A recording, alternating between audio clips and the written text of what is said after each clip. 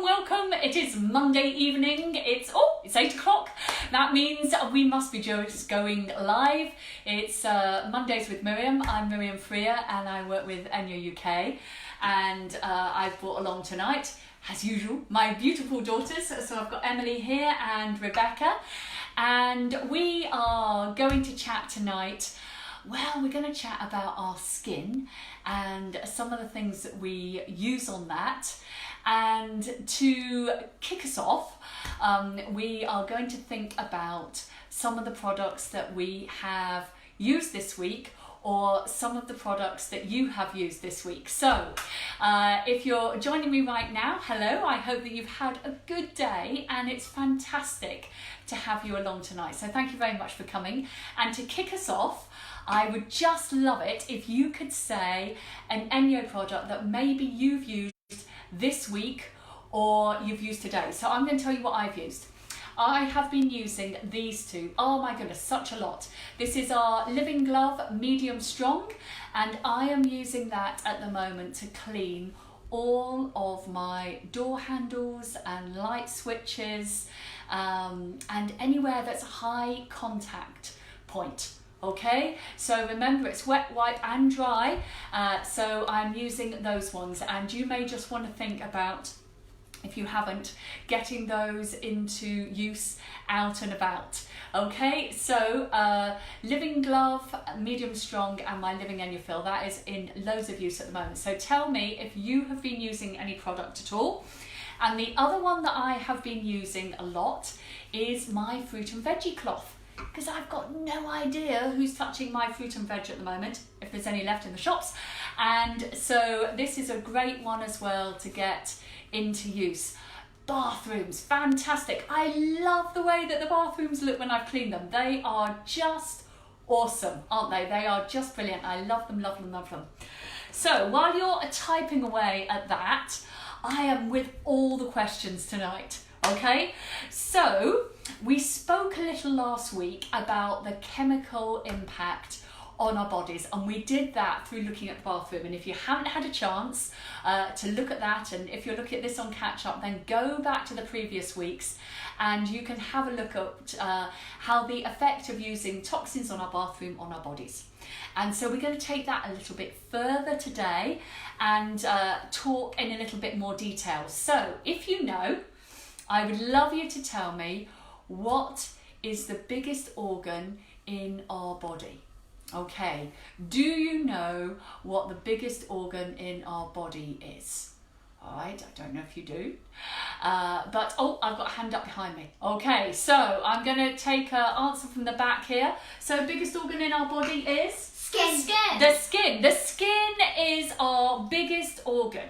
And do you know how big it is? Holy moly, I was pretty surprised at this.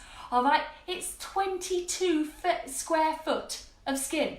Oh, that's a lot of skin that we have. It weighs up to 8 pounds. Mine obviously weighs very heavy. All right, but it weighs up to 8 pounds of us. It's made up of skin. And why is it there? It's there as our primary form of defense. All right, so there's our skin, primary form of defense. And without it, if we went in the bath, all right, we would just blow up like a sponge and we would explode. All right, so fairly useful stuff to have all over us, and it protects us from microbes, it protects us from elements, and it helps regulate our body temperature, so we need it all the time. Now, there is loads of information tonight which I hope that you find interesting, and I have to cite that there have been loads of resources as well that I've used, so I'm just going to tell you some of them so that I don't have to refer to them all the time. So, sources of information for tonight: the Centre for Disease Control and Prevention, like that's talking about skin. Mother Jones, she does a lot to do with cosmetics, sugar and spice, the NHS website, CNN, Harvard, Dr. McCullough, Dr. Josh Axe, the International Agency on Research for Cancer. Oh my goodness, we're going to be like geniuses by the end of this.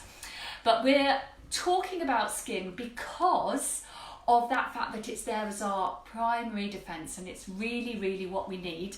And the public, I suppose, we're becoming a bit more alert about some of the dangers that there are in chemicals found in skincare and cosmetics.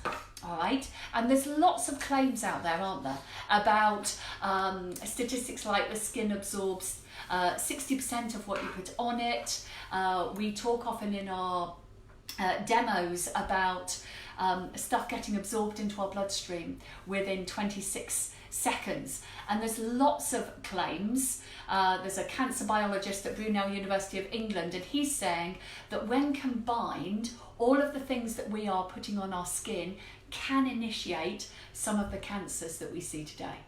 So in light of that, and in light of that research, then maybe we want to limit a little bit about what we're putting on it, all right? And we might find that there are other alternatives instead.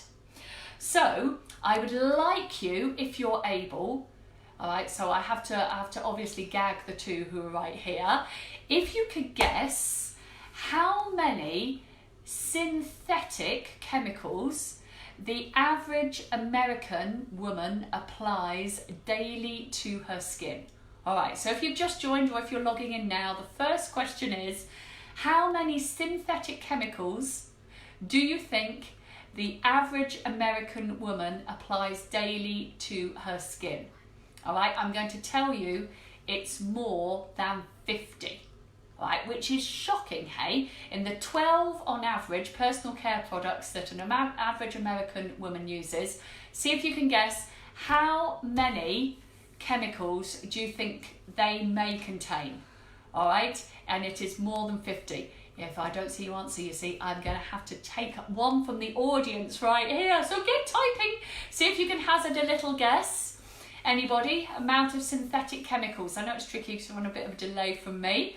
But see if you can, and if maybe you're all just wandering around and making yourselves a cup of tea, then I will, I may take a guess from here. 6, good guess, Fiona, but it's considerably more than that. Do you know what?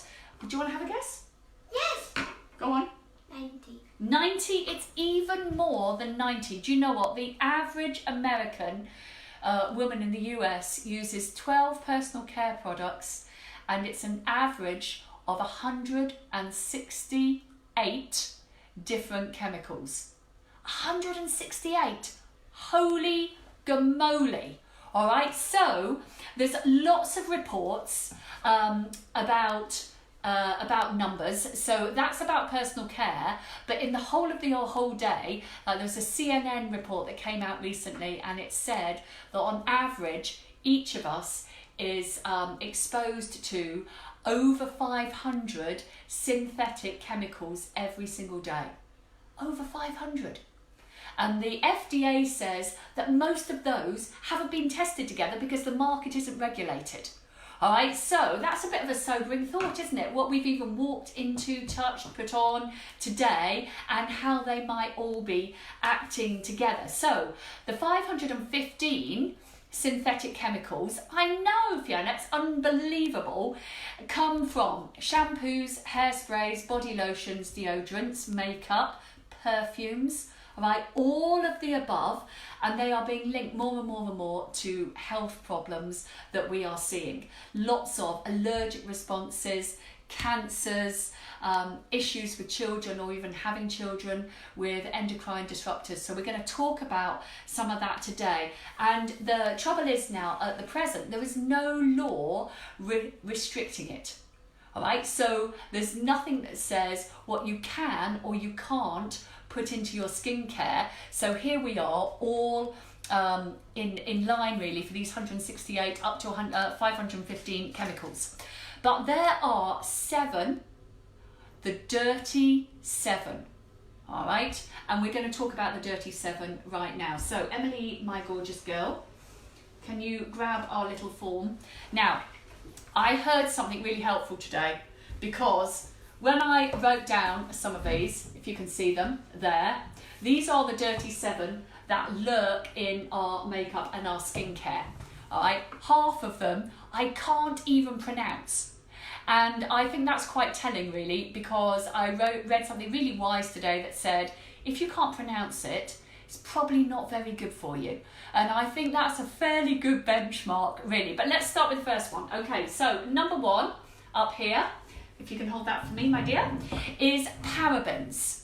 All right, now we talk, or you've probably heard, lots of talk about parabens when we've been in demos or when we've spoken or you've heard other people, and they are the cheap preservatives that we see in lots and lots and lots of our cosmetics. And you know what? Almost 60% of all cosmetic products contain parabens. Oh, that's a sobering number, isn't it? And what's the major concerns with those then? Well, first of all, they show that they are absorbed in through our skin, into our bloodstream where they stay, but they pile up because they don't get released again, and they mimic estrogen in our bodies. So what's the problem with that? It's something called an endocrine disruptor, and that means that it's disrupting our hormonal balance, and it's what some people think mean that it mimics hormones in a way that it makes males become more female and females become more male.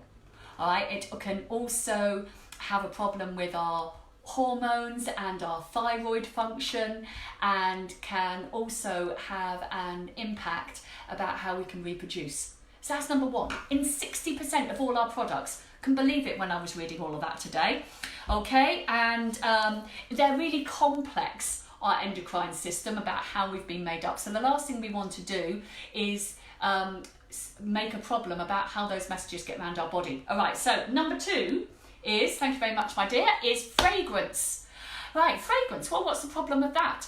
50% of all cosmetics have fragrances, and the issue is that most of them are not natural. In fact, fragrance is a bit of a catch-all that really means we can put anything in there. And it's usually a blend of secret ingredients, and the law doesn't mean that any company needs to tell you what exactly that is, which is a little bit of a bother. So if someone says they are fragrance free, right, the good news is then you haven't got this heady concoction in there. I never knew that. All right, so it's just about learning about how a manufacturer has to label to inform us. All right, so there's a study by the Campaign for Safe Cosmetics, and they looked at 17 brand name fragrance products, and they discovered that 14 chemicals known to be potentially harmful effects on the human body are found in these 17 brand products. All right, so if we think of our major brands, can't name them tonight, but our major brands, 14 of them have got hidden fragrances in that are not going to be good for our bodies. And the FDA, all right, also notes that fragrance blends are responsible for up to 30% of allergic responses in our bodies. All right, so first thing is go fragrance free, and the second one is just to learn a little bit more about what's maybe in our beauty products. Okay, number three, I didn't even know how to pronounce it. All right, when I looked at this, phthalates. Obviously want to avoid them. If I don't know how to pronounce it phthalates. They are the group of chemicals which make things more liquid. All right, so you find these in products like nail polish, detergents, toys, shampoos, creams and moisturisers. And there are several studies around these ones, these little beauties. One from the Chan School of Public Health came out from Harvard, and they showed particular links between these and ADHD and asthma and reproduction. All right, so breast cancer and diabetes. My goodness. It's a really horrific list, isn't it? As I started to dig in more about the things that I've kind of been avoiding but not really knowing the full extent of it, I found it quite shocking this week, I have to say, when I was going through all of this, just to learn about some of the negative effects that there have been. Right, and the problem is that fragrance, that we've just spoken about, also includes phthalates. So it makes them to be impossible to identify on the product label. So the best way, again, to avoid those is to avoid anything with fragrance in it. All right, hope this is informative and helpful.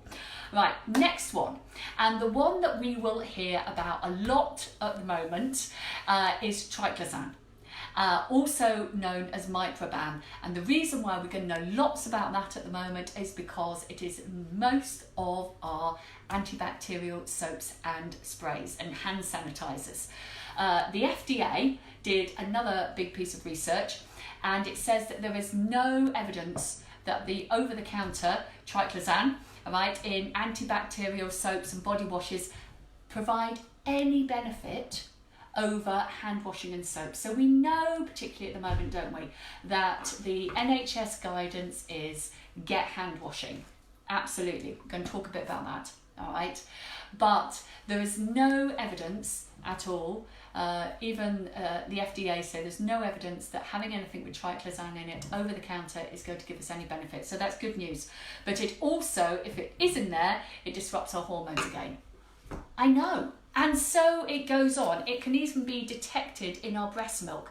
Right, that can't be a good thing, all right, if that's what we're giving to our babies. In fact, I was reading before about the amount of chemicals that a newborn is found with. It can be up to 290 chemicals that can be tested through the umbilical cord when they come out.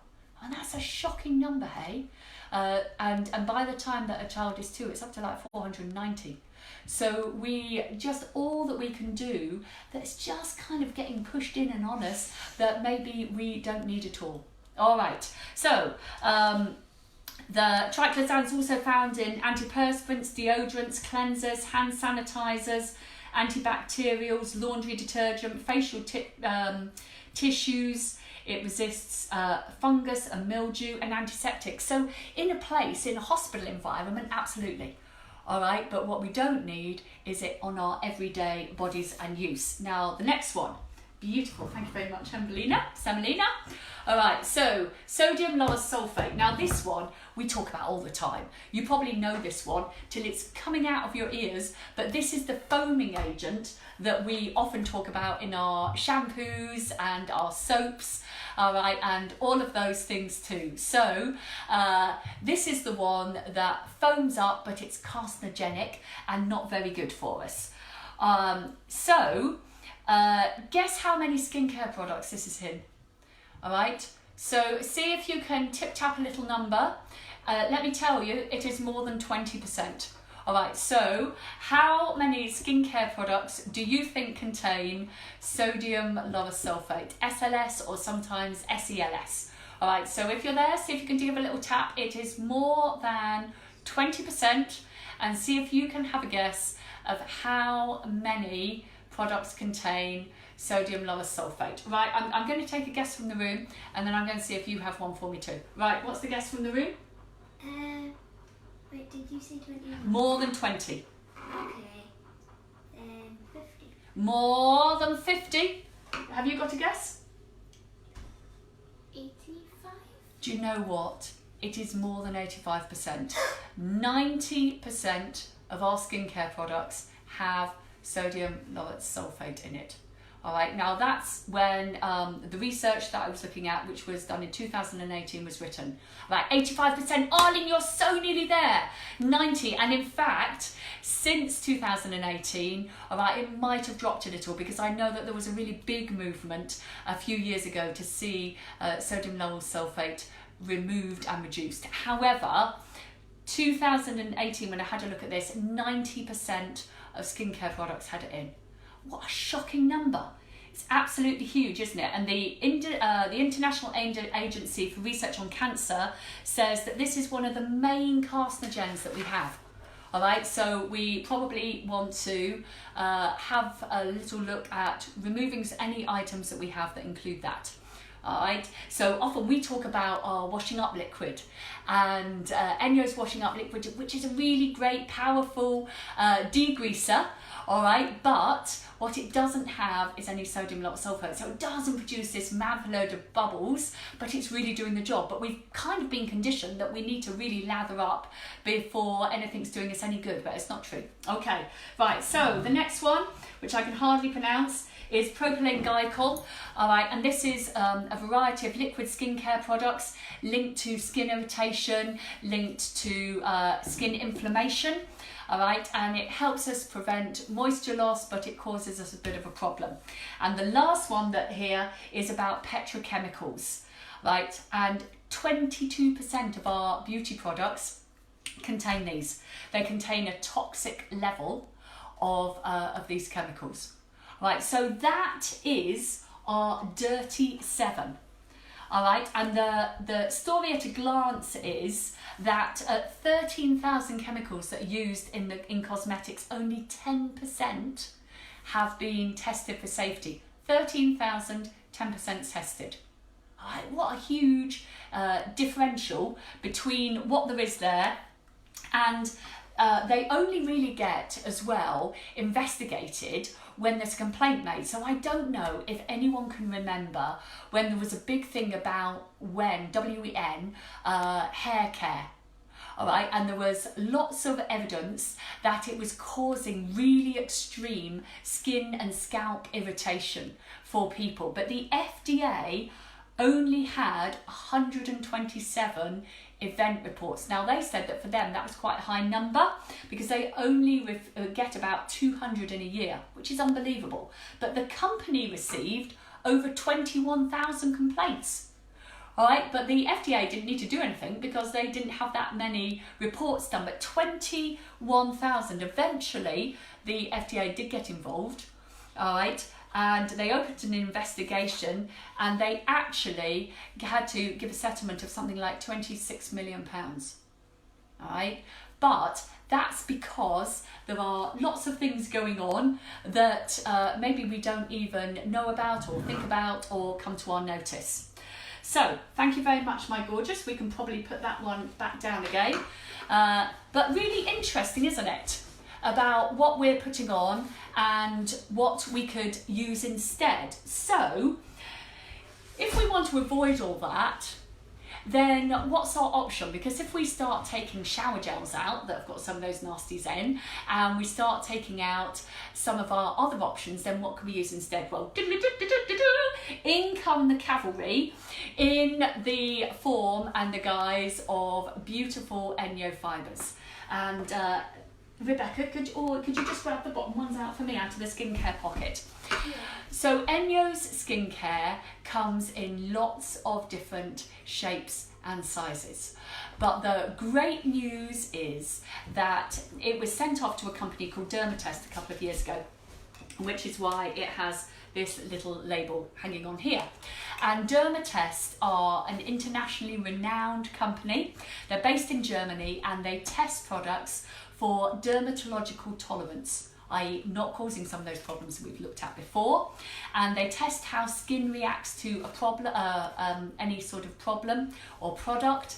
And they have had 30 years of experience, and they're a clinical dermatological test. And Enyo have put their products through the paces, and they came out first with a 5-star award for excellence because of how they look after. Are we keeping you up? That's a problem. How they work and how they react. All right, but we also want to know is, are they keeping us safe, particularly with what is going on? So let's talk a little bit about that. We're going to talk a little bit about the safety, and we're going to talk a tiny bit about how we can clean. So let's talk about the safety first. Well, actually, no, because I'm going to get Emily to do this at the same time. All right, so I've produced today an orange that's for a night out. All right, so can you see? I don't know if you can because it's a bit glary, maybe down there. I've done an orange that's covered itself in foundation because it's ready for a night out. And the reason I've done this orange with loads of foundation on is because it mimics our skin. And we're going to talk about, so I'm going to get Emily to clean for me just 1/2 of that using cotton wool and water, because often we might even say, well, I don't want to use anything that's really harmful on me. All right, so all I'm going to use is water, and I'm going to use cotton wool. So Emily, can you just hold that and just do 1/2 of it for me, okay?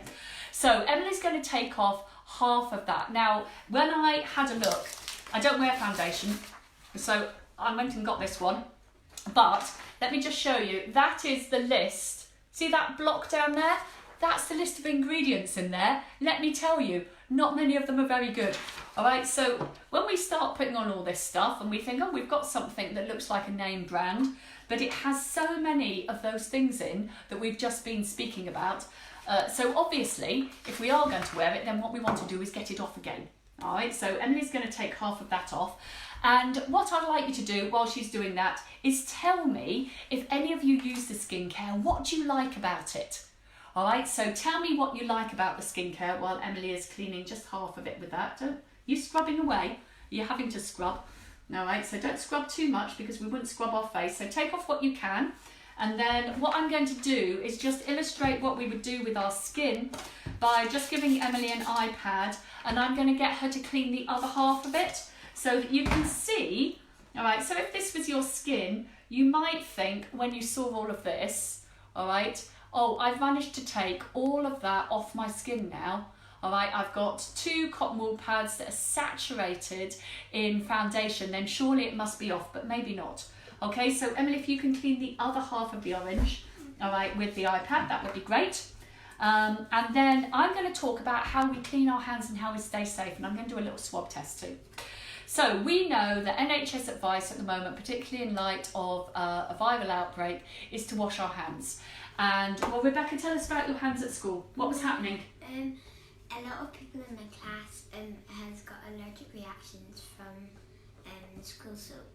And it happened to me, and my hands felt really sore, and they still do, and bumpy. So Mum sent me to school with an egg bottle. Okay, and is that helping a bit? Yeah. All right, and tonight we've applied a little bit of leather and wood balm. Okay, so if you've had a breakout with your skin, particularly at the moment because you're washing your hands a lot, one, I would really recommend getting this. This stuff is awesome. All right, it's £26 for a bottle, 15 for the foam bottle. This will fill up this one 3 times. But you are putting some stuff on that's really soft and mild and gentle for your hands. And if you are still suffering from breakouts or you're still suffering from them being dry, then use the leather and the wood balm, and that will just enable you to put some moisture back into your hands. And I've put some on tonight for Rebecca, and her bumps on her hands are already a bit better. Right, Emily, back to you. How are we getting on over here? Fine. All right, so you can see, well, you might not be able to see, but I'm going to take a photo for you afterwards. The half that Emily has cleaned with the cotton wool bug and the water has still got the residue on it of the foundation. Okay, but the other ones is here. You can see that we've got all of the foundation in our pan. Deep pore cleaning, exactly what Arlene's just said. Great for removing eye makeup, all right, and great for removing stuff off our skin. We have to get pore deep because otherwise we've left all those nasties on us if we're going to wear it, all right. So absolutely fantastic for getting off. So thank you very much, little orange. You are clean now after your night out.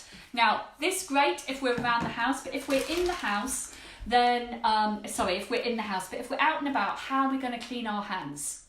All right, so I've just got a bit of chorizo here, and I'm going to use a tester, and this is it's an industry standard. All right, so ATP testing is all about picking up protein particles that are left on a surface, and that is because glucose comes up most easily. Protein is the most is the contaminant that stays there the longest, and so what we need to do is to be able to test to see if the protein detection is there, because that lets us know if we're in a safe level or not. And right now what we want to do is have our immunity boosted, all right, but we don't want to cause ourselves any compromise at all. So chorizo's on my hand, and I just want to talk about sanitizers. So here we go. I'm just going to put on a little bit of sanitizer there and just rub it into my hands, all right? And then I am going to swab my hand all the way over. Oh, I know, Rebecca's so eager to be a helper here. All right, so swab it all over my hands. I pop it back in. Does it stink? All right, I need to snap it, put the liquid in, and it needs to mix all together. So just give that a good shake for me and just hold it for me. Lovely. Right, so while Rebecca is doing that, then I'm going to do the same again. So chorizo back out, all right, and I'm going to rub it all over my hand. All right, so this is me going out, having a sandwich. Obviously, I don't make a chorizo sandwich on my hand, but it's just letting me see about the protein. And this time I'm going to use, well, do you know what? I can use the other side of this one. So we know, don't we, that there is no cross-contamination with Enyo. So the fibres are shut when they're cold. So if I'm out and about, this is probably the best thing that I could use. And I've got a great tip for you. All right, so first of all, I would wash my hand with my Enyo while I'm out. I do want to dry it. I have a super Enyo hand towel. You might or might not. I've got one of those in the Christmas packs, and there may be ones coming up. If you haven't, get yourself an old Enyo fill. All right, so one that's maybe sitting in your cupboard that you know is end of life. Take that with you and use it as a hand towel for now. All right, so this then is your little out and about pad. Take your pad, all right, and take your take an Enyo fill with you, and that will do for drying your hand. That's all you need to do. All right, so now I'm going to swab again. All right, how are we doing? It's turned grey. All right, I'm going to pop that in here. I'm going to click it, put it in twice, all right, and give it a shake. So you can see already that the one that we did with the hand sanitizer, and this is about picking up levels that there are there, that's already turned grey, and over the next 2 minutes, all right, it will potentially increase depending on where it goes through for its danger levels. Enyo here is green, that means it's safe, that means that the proteins have all been picked up and off the surface. So you can just hold those for me, honey, all right? And it just really illustrates well, so keep them so they're in view so everybody knows we're not toying with results. All right, so this one are great. If you are out and about right now, take an iPad. If you haven't got a hand towel, grab yourself an old Enyo fill. All right, give it over to this purpose for now, and then you can have that with you as you go out and about. All right, so that's the first little thing. There's no good us sanitizing surfaces, all right, like our hands, if we haven't cleaned them first. That is the result. All right, that's looking at the level of proteins, therefore the level of contaminants. Whereas our lovely Enyo, bright green, super safe, the proteins are gone, contaminants have gone, but I haven't changed the pH of my hands, so I'm nice and safe. Right, hold those two for me. So right now, if you want to top up with your Enyo, now's the time to do it through our fantastic Mother's Day offers. So you may think, right, absolutely, I need to up the amount, can you open that for me please, Emily? I need to up the amount of skincare that I have got around so that I can have a bit of, a few iPads and stuff everywhere because I need them stashed. So you can get 7 of these beauties, one in each of Enyo's colours that they do, and you can get those for £39 rather than £56. But you're going to have to hurry because they're only available until next Monday. So I'll pop that on my site as well. I'd really encourage you to have a look. Get an old Enyo fill out to use with your iPad right now.